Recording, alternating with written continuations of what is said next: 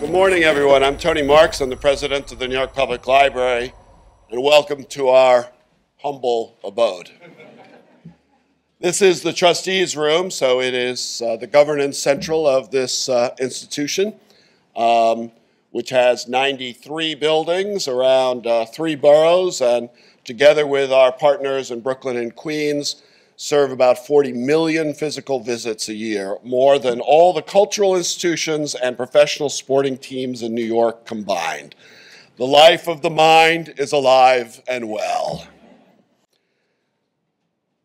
The secret of America's success, the secret of what we believe in, has always been the combination of a diversity of talent and experience and backgrounds and passions and interests, combined with the world of information, ideas, and learning, to digest it, to learn from it, and to contribute to it.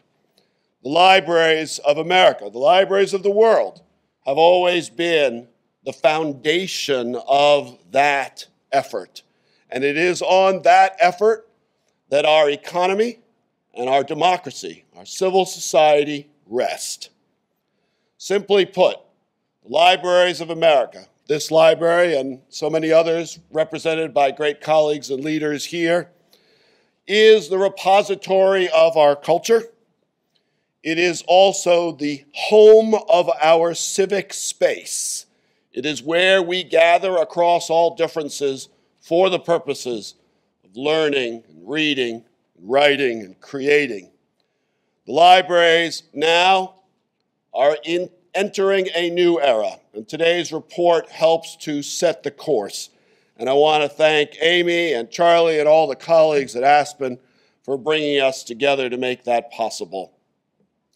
This is the moment, as we will discuss, where we can fill every library with not only the access to these great collections and the expertise of our staff, but also with the learning programs that are so needed throughout all of the neighborhoods of America. They need to be robust. They need to be in improved facilities. And I see colleagues here, Jonathan, Julie, others who've been involved in helping us think about that here in New York. And of course, this in the 21st century is the moment of the information revolution. There are those who believed that that was a fundamental threat to libraries. The truth is, it is the greatest opportunity in the history of learning and sharing information. Libraries are at the center of that revolution and must be, to ensure that all are included so that the talents and insight and contributions of all can be made to our democracy and our economy. So we have a great program for you. We're going to start with my friend and colleague, Deborah Jacobs. Deborah, as you all know, was the transformative Seattle City Librarian. She then went on to become the director of the Global Libraries Initiative at the Bill and Melinda Gates Foundation, dedicated to improving the lives of the 1 billion in the world who are information poor. The work of the Gates Foundation's efforts under Deborah's incredible leadership has indeed been transformative. In 1997, less than a quarter of the libraries in the United States were connected to the internet. And by 2004, under her great work and about $250 million of investment, all of our libraries are connected. The next challenge that we all face is the 80 to 100 million Americans who do not have connections at home and therefore cannot take advantage of the content in the libraries that is no longer just held within these walls, but is and should be available to anyone, anytime, anywhere. It's an honor to work with Deborah. It's an honor to serve on this task force with her. Let me turn it over to Deborah Jacobs.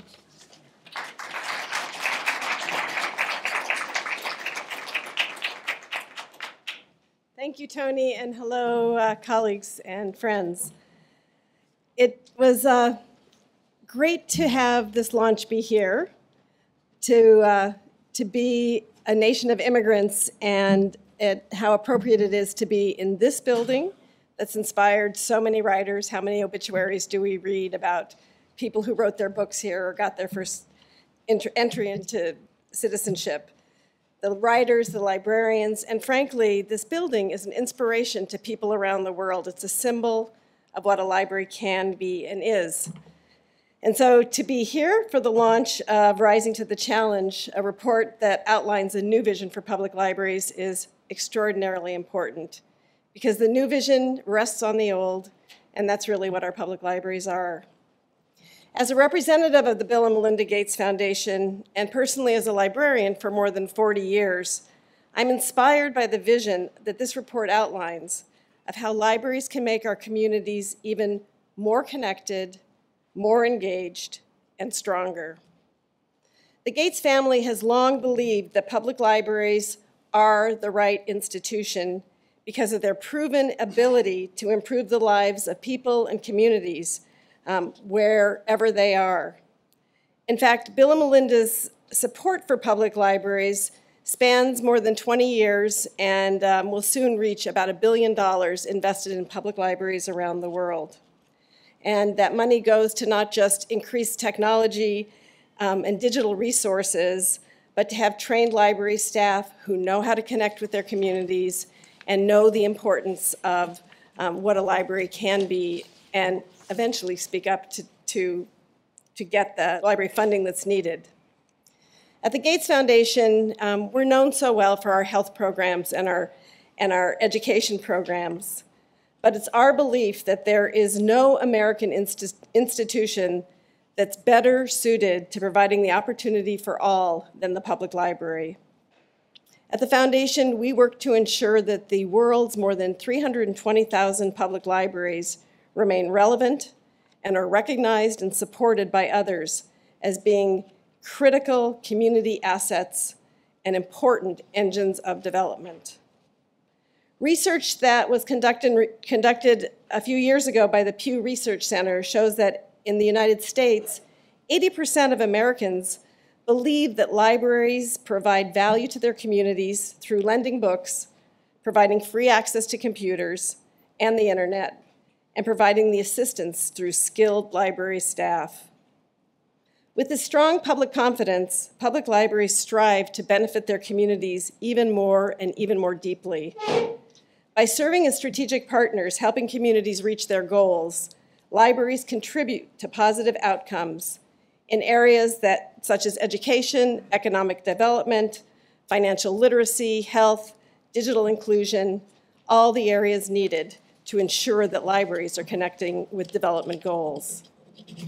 The Foundation made the decision a number of years ago to partner with the Communications and Society program because of their well-deserved reputation for holding the kind of dialogues across sectors that we believe in, and their ability to craft compelling visions for critical policy issues such as this one. We strongly believe that the Aspen Institute's model of engaging stakeholders not just inside the institution, but outside of the library field, has helped all of us think more about the public library in a new way. The report we're sharing today focuses on how libraries provide access to people, how they are a place for people to convene, and how they're a platform for services for communities throughout the nation. As a public librarian and the director of Global Libraries, I believe that people, place, and platform make up the heart of every public library, whether here or in Botswana or in Chile. That's the core of what we do. We believe, and we hope you will too, that this report creates a common vision for libraries, one that builds on the great tradition of public libraries and then goes further to deepen their impact for today's world of digital information and tools. To make this vision a reality, it's going to take all of us. And we hope that this report will seed meaningful dialogues to local communities all over the US. I also believe, and I'm already thinking of how important this work will be as I go in a few days to Chile and talk to librarians from all over the world, and how important of a call to action it is. It speaks to people everywhere. We know, based on the dialogues that we've had with our stakeholders at the national level in the United States, that how important it is to bring local stakeholders to the table, including community leaders and decision makers who have not just a stake in this, but I believe that policymakers have a responsibility to making sure that the library meets their community's needs and ultimately the needs of the individual community members. We believe that when this report is fully realized, the vision will make communities even stronger over the long term and benefit society as a whole. Public libraries truly embody the hopes and dreams of communities all over the world, and I look forward to seeing them rise to the challenge. However, and this is so important, especially to those of you that aren't librarians in the room, it's not just about the librarians taking responsibility. It's going to be all of us working together, rolling up our sleeves as policymakers, the private sector, community partners, and the public. Now I'd like to introduce Amy Garmer, who served as the Director of Dialogue on Public Libraries, and who has worked tirelessly to understand the challenges faced by today's communities and how libraries can learn to address them. I think Amy might have become, without being a librarian, the best known person in the library field in the United States. Amy.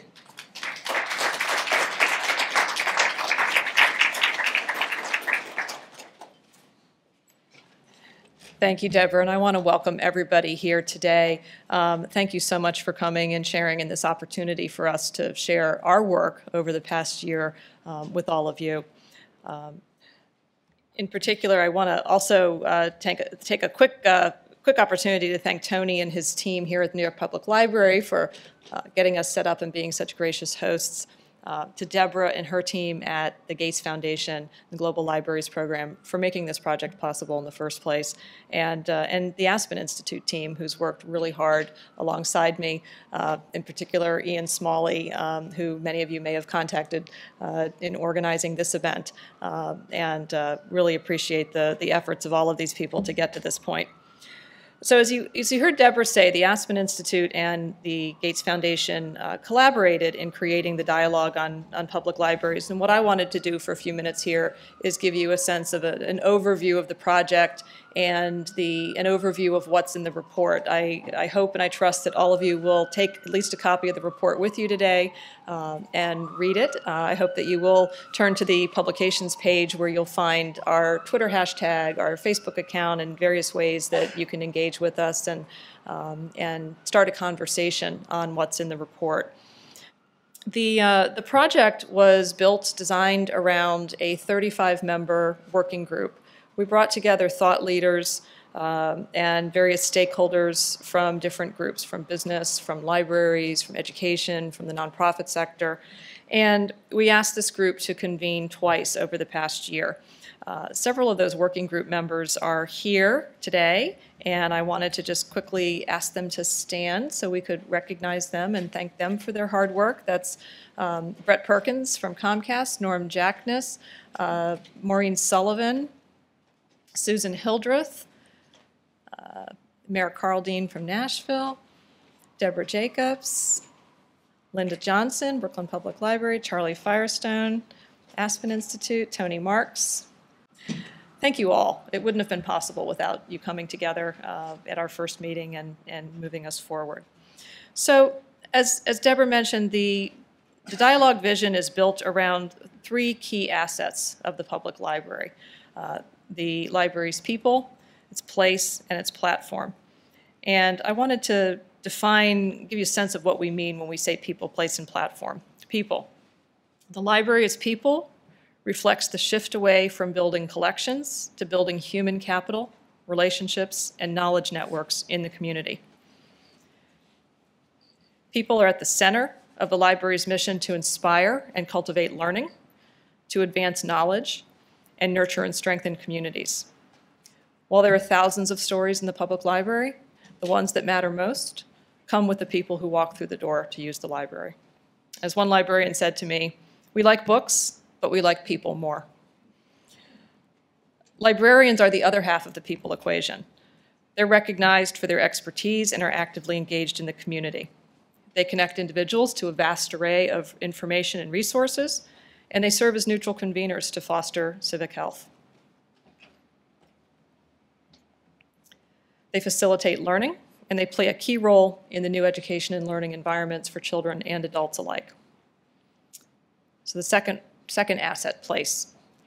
Today's library is both a physical and virtual place, but it continues to be the physical presence of the library that anchors it most firmly in the community. Its physical presence provides a safe and trusted location for the community, an anchor for economic development and neighborhood revitalization, and welcoming, connecting places that help to strengthen community identity in ways that can yield some significant impacts and results for the community. The physical library, as we go forward, will become less about citizens checking out books and more about citizens engaging in the business of making their personal and civic identities.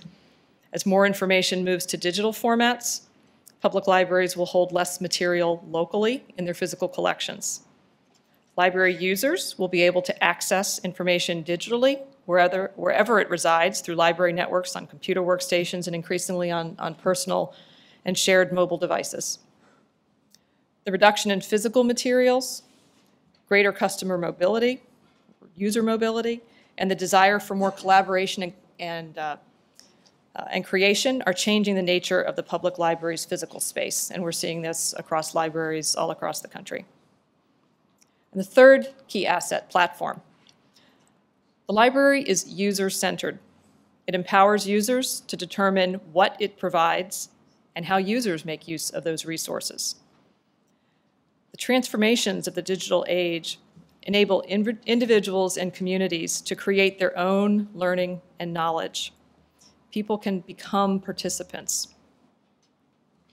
To that end, libraries become platforms, spaces on which individuals and communities can create services, data, tools that benefit everyone. They allow for innovation that the platform creators can't really anticipate. Users may customize the library's platform and adapt its resources to their individual needs, whatever those needs may be. So you can think about a great library platform as a third place, a place that can facilitate people working individually or collectively. We think that the dialogue thinks that the library as the community learning platform is the innovative proposition of the public library in the digital age.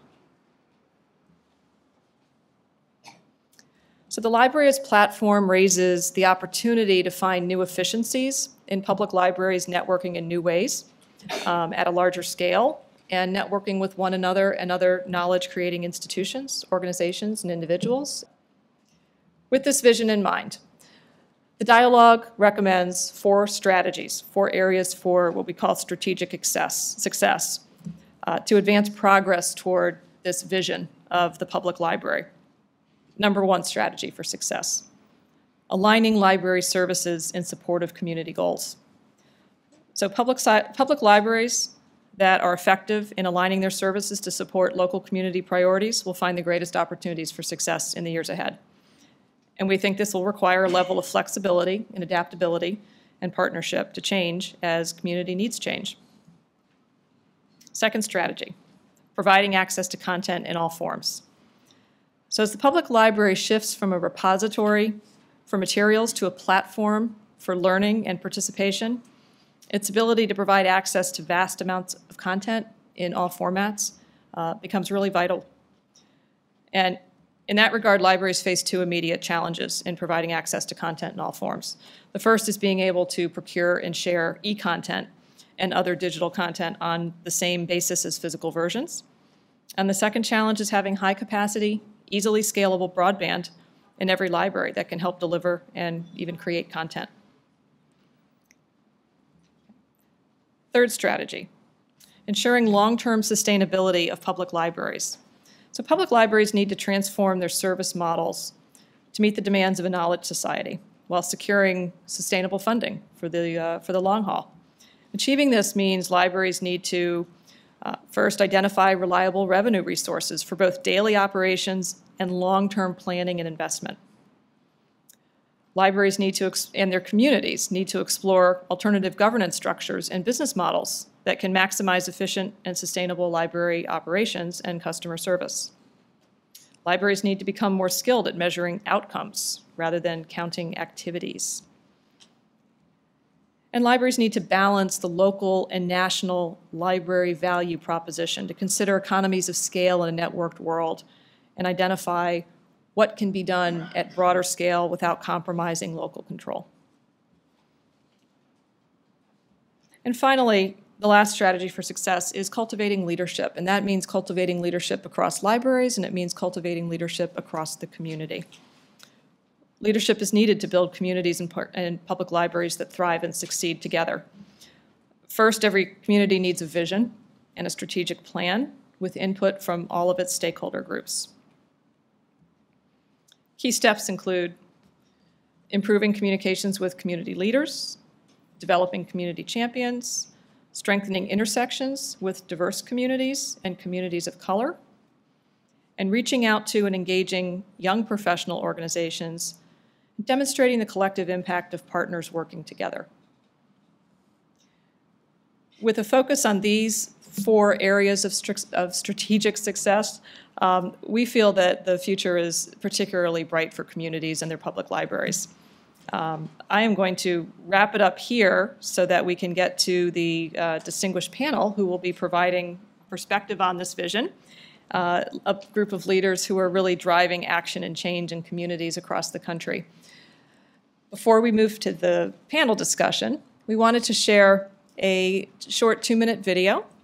We hope that this video will help to be a catalyst and a spark for gaining attention for not only our report, but this broader conversation on the future of libraries. And we hope that you'll share it with your networks as well. Suddenly, something is possible, not only here in the United States, but globally. This is an amazing opportunity. The moment we are at makes the Gutenberg Revolution look potentially puny.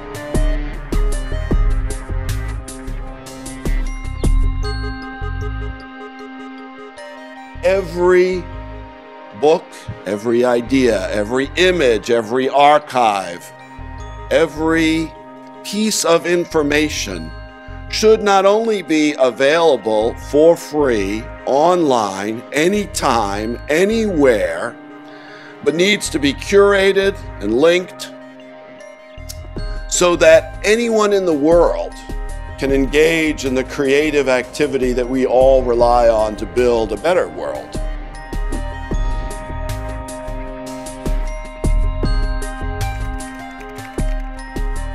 The possibilities of everyone in the world having access and being able to join us in a conversation of rethinking and reimagining, we all have a vision of what is now possible.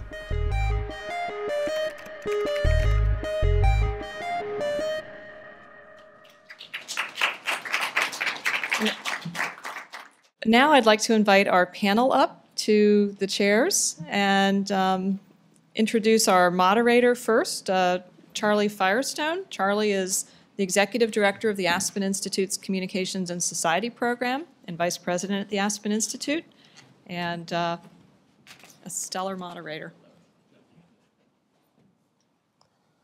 Thank you, Amy. As the panelists come to the stage, let me thank Amy for 2 years of excellent work. I've worked with her for 20 years, and this is really the culmination, and we're really proud of what you've done. We want to thank again the Deborah Jacobs and Jessica Dorr for their leadership at the Gates Foundation, and some of the other people here, including the Maureen Sullivan and the American Library Association, the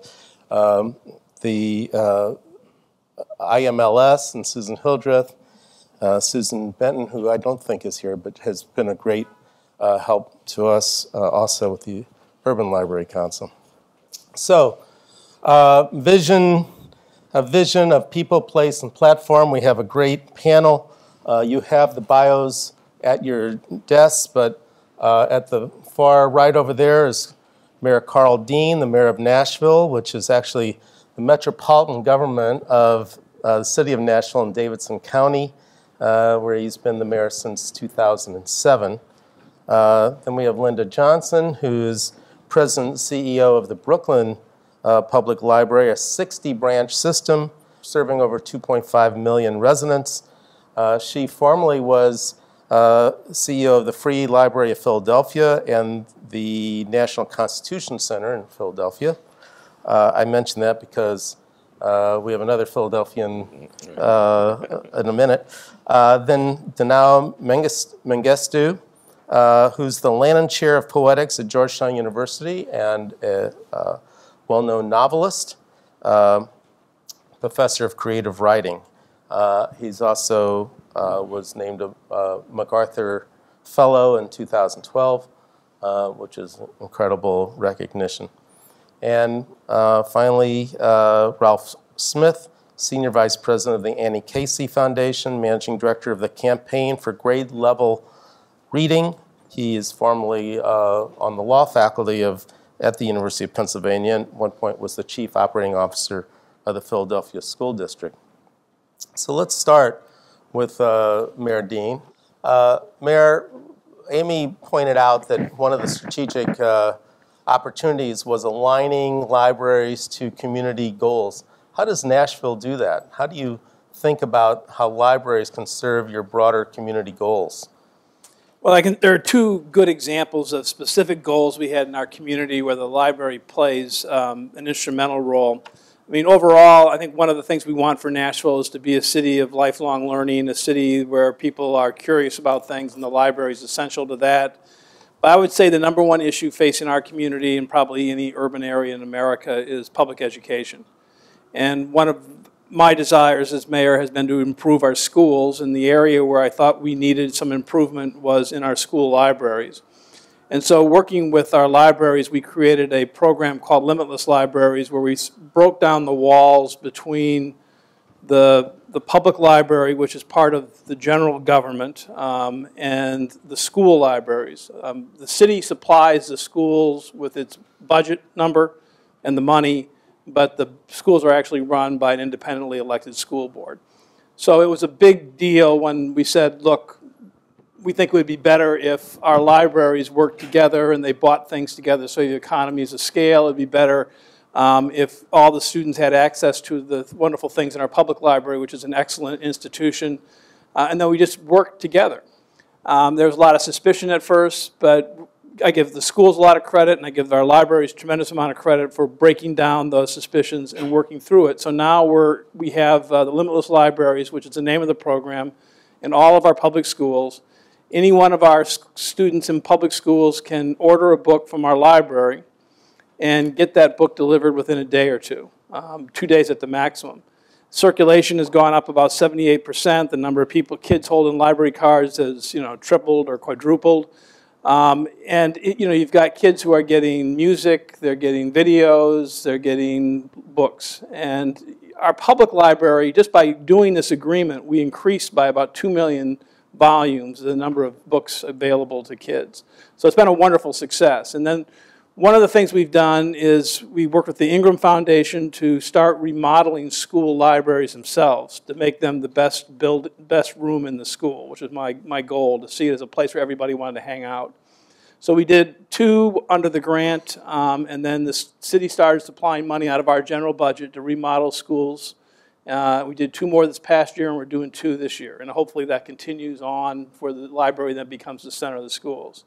The other program I want to mention is dealing with immigration. Nashville is kind of a, people will be surprised to know, is a very, very much an immigrant city right now. We have probably the largest Kurdish population in the United States, significant Hispanic, Somalian population. It's a big part of the city's success and the city's prosperity. But there are a lot of issues that come along with it. So this idea, which is not original to us, we received some recognition for limitless libraries. At the same time, Los Angeles received in the same publication recognition for their program with immigration. And so I did what any good mayor would say. I said, just copy that, would you? And Los Angeles was tremendously cooperative, and we worked with the Immigration Service, and we started New American Corners in our libraries where people can get on the path to citizenship, learn about English language programs. And again, our libraries have done a great job of integrating that into the community. Sounds like other people could be starting to copy Nashville. One other just quick follow-up question, which is, as you do these things, do you see that as part of the strategy towards long-term sustainability of the Nashville Public Libraries? Do you connect those definitely. There's a lot of great things going on in our libraries. Our librarian is here today, and he's done a wonderful job. But I think having the library be responsive to community needs will keep the library strong. And I can tell you, just as a mayor, a political figure, we've built, we're opening 2 libraries in the next month and done lots of remodeling. And there is nothing that I do that is more popular than that. Okay. Linda Johnson, when you were part of the dialogue, I remember a statement you made at one point which said, libraries have turned from a house of books to a house of learning. And part of learning is getting access to content. What are some innovative ways or ways you think about how the people of Brooklyn are getting access to content through the library? First, I wish I was working in Nashville because I've been trying to build a library for a couple of years and it's not so easy, actually. Access, I think, is, of course, the critical thing. The question is access to what? And we're trying to broaden always the definition of literacy so that I think in Deborah's opening remarks, she talked about the fact that this whole program that the Aspen Institute has been developing builds on a long tradition. The tradition was access to books, and now we're going from sort of a lending situation to a sharing situation, and how we can, in fact, bring people not only to access the material that we have, and it's extensive, and it's also important to note that we don't just have books. We are trying to build collections that allow people to access knowledge and information on whatever platform they're most comfortable. And in this group, you probably won't be as shocked as many that I tell this, but we have everything from ebooks to microfiche. And the reason is there's material out there that hasn't been digitized yet, and there are people who aren't comfortable yet in using digital information. So we are trying to make sure that everybody has access to information in ways that they're comfortable, and then also to be elevating the skill sets that people have so that as we move forward, our patrons are also able to be on the right side of the digital divide. I hate that expression exists, but it's real, and it's really, as you all know, a really bad place to be if you're on the wrong side of it. So the library has become a place where people are working together and also playing together. I want to also stress that. So it's important that that libraries are centers for learning, for job seekers, for new Americans, for people who are learning to speak English. But it's we're even doing work helping in communities where that are in transition, and there are populations that are speaking Russian and Spanish and Chinese, and there are programs now that allow for translation between languages other than English and a primary language. And that's very exciting to me because it makes for a healthier community. But the key is also that people can learn from each other, and that we'll do a better job if we listen to the community, because at the end of the day, the access to what, which is where I began, is really determined by that community. Communities are experts in knowing what they need, and we need to be listening to make sure that we're providing services to meet those goals. So, Dinaw, your novels are some of the content that people are accessing, but you also are going out into the community and using libraries in ways of connecting with younger people. How do you see the role of libraries as you extend out to meet the younger generation? Amy had a wonderful line, the idea that part of what our libraries can do is they can help make our civic identities. And oftentimes in the past, what writers or authors or content creators would do is we'd go to a library, we'd do a reading, and we'd sort of walk away. And what I've noticed over the past few years is that there's been an active sort of engagement between libraries and authors to actually do more than just sit and read in front of an audience, but to actually reach out to communities, to reach out to different stakeholders that oftentimes aren't engaged in those conversations. So with a problem like immigration, and particularly in Seattle, with the Seattle Public Library, it's a great community-wide reads event, where as an author you're able to go into communities that oftentimes haven't been represented either publicly or inside of their libraries, and they feel like now here's a chance to actually take an author or take a text and engage in a conversation that might not have happened otherwise. And so the library's physical space is transformed into one of not just having access to resources, but into engaging in a form of civic dialogue that oftentimes doesn't get to happen, especially for communities that are underrepresented. So minority communities that wonder, how do I actually access a library? What's the value of my being represented in a library? And suddenly now you can bring in authors and ask them to do more than just read. You can bring in authors and ask them to serve as facilitators for conversations that oftentimes are vital and are difficult to have. So Ralph Smith, your foundation has this whole program to get children to be proficient readers by third grade. And you were a chief operating officer of a school district, but you're going to the libraries in this effort. How do you see the role of libraries in this very commendable effort to address reading by the third grade? Let me first begin by thanking Susan Hildreth for making me the favorite nephew of my favorite aunt, who is a librarian. Because of Susan's enthusiasm and embrace, I have begun to think much differently about libraries, much to the delight of my favorite aunt. She was my favorite aunt. I wasn't sure I was her favorite nephew. I am well on my way toward that status. And it is because as we have moved this idea that has become the campaign for grade level reading, that it is important to the point of being urgent that low-income kids read proficiently by the end of third grade, that the data pretty convincing that kids who read proficiently by the end of third grade graduate from high school. Those who don't are in serious trouble, especially low-income kids. As we have moved this out from an idea to a campaign that now involves 152 communities across the country, there's no set of institutions that have been more enthusiastic, that have been more engaged, and that have been more helpful than the public libraries across the country. And Susan, no, I say that in every audience, even the audience where there's no one representing the library. There are very few of those. Because in many respects, the librarians were the first help desk. They were the first navigators. They essentially understand what it means when we say that kids are not going to read proficiently in third grade if so many of them are not ready for school, so many of them are not showing up for school, and so many of them experience a summer slide.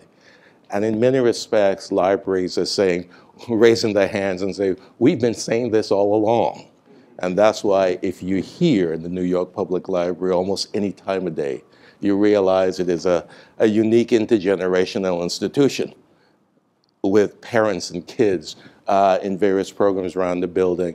That's what we mean by school readiness. And during the summer reading programs that are sponsored by libraries across the country, they stand between students and the summer slides. So we have learned quite a bit about the library. And I'll offer two observations that we've drawn from the work.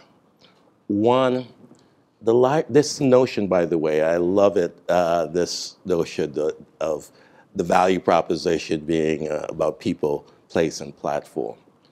Because in many respects, many of the interventions and supports that we need to help families get their kids reading proficiently really are best when they're a combination of high tech and high touch.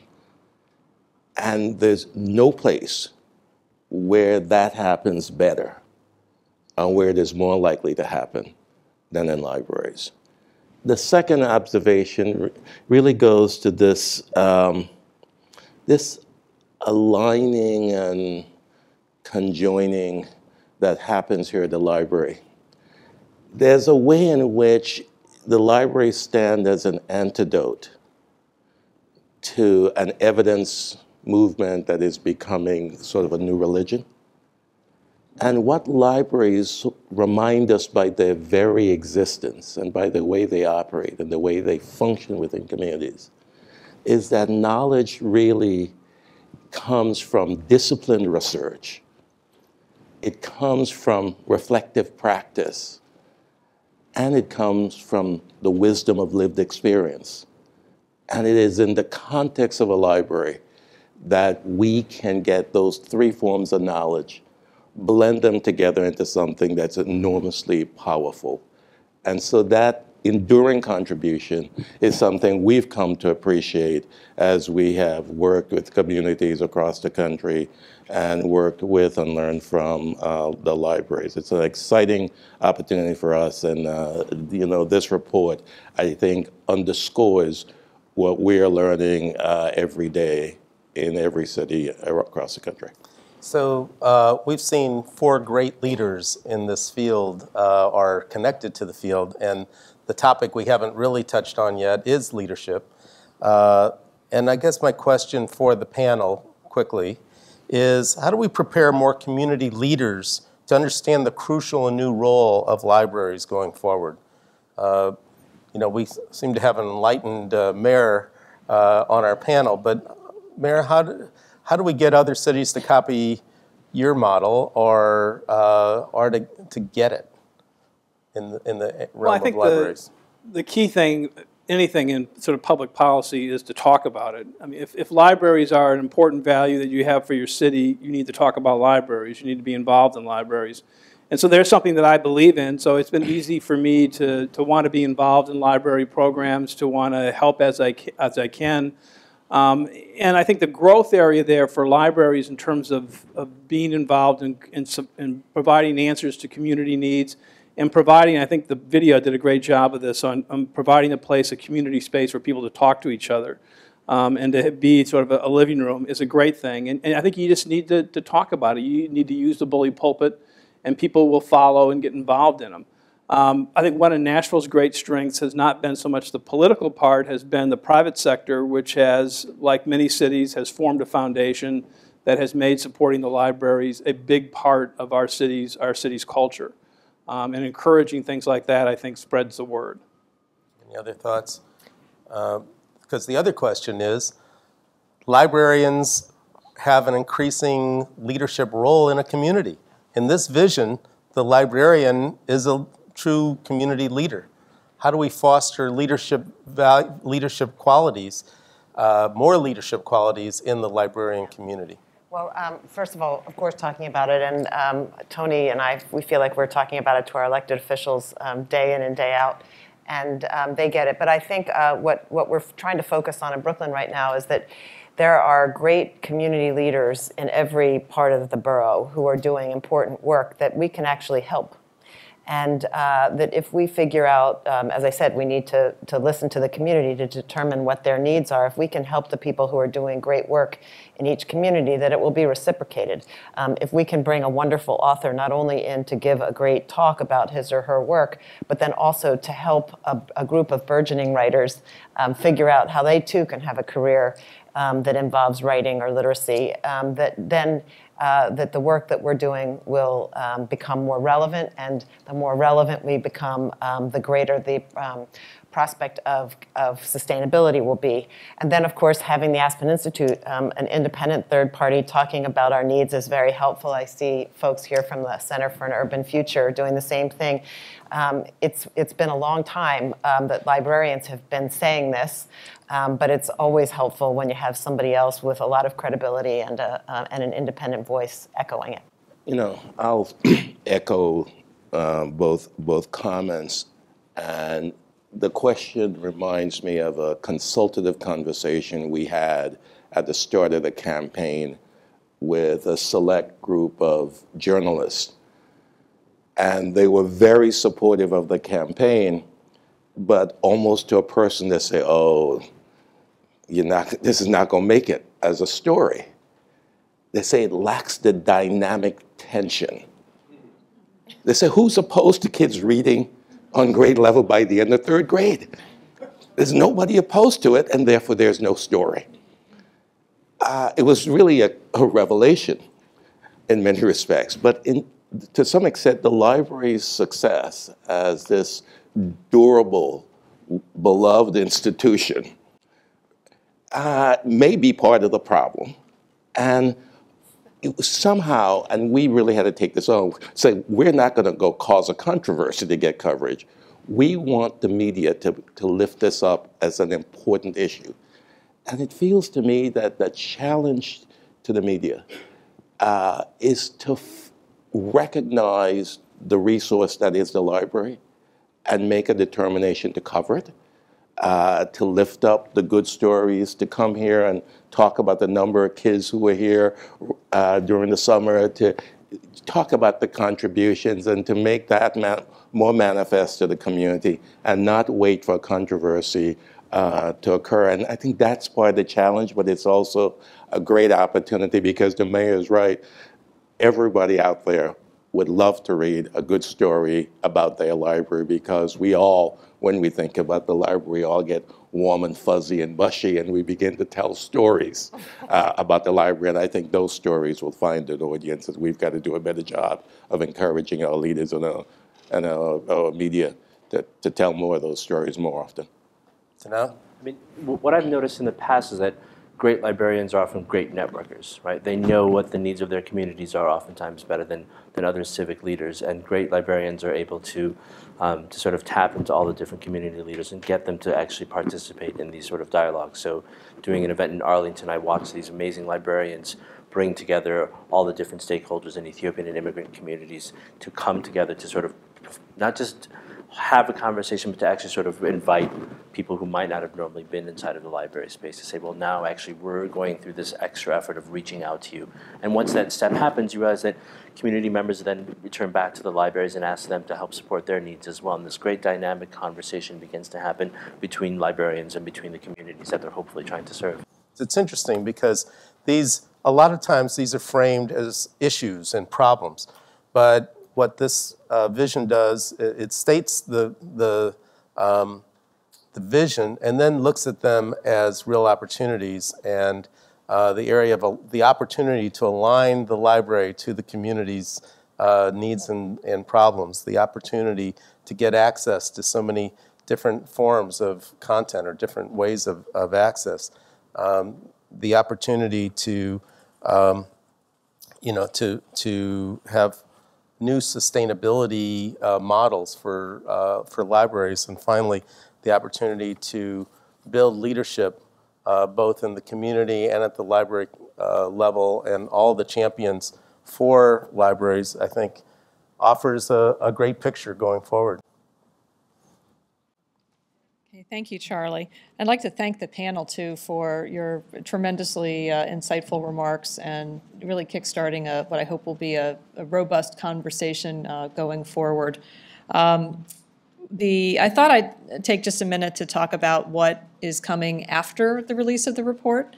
The project, the Dialogue on Public Libraries project, has two phases. The first was the development of our vision report and getting it out to the public. And the second phase, which we're now going into, is to define engagement and action around this report. So in the coming months, we will be defining a series of activities for convening different stakeholder groups, for trying to engage more policymakers in talk and discussion around the ideas in this report, and identifying ways that from community to community there may be models, practices, approaches that are effective in driving more rapid transformation across the country. Because while there are a tremendous number of libraries, as in Nashville, as in here in New York, in Philadelphia, in Washington, D.C., elsewhere, that are really leading the way in a lot of respects, there are still a lot of libraries that need more support, more help in defining their vision and moving it forward. And those libraries that need help means that there are communities that need help. And ultimately, what this is about isn't just about seeing libraries transformed, but it's about seeing communities transformed as well. So with that, I want to thank you all for being here. I invite you to contact us with your thoughts and ideas after reading the report. All this input will be very helpful to us as we shape the next set of activities that we conduct under the dialogue. So thank you all for being here, and thank you to our panel.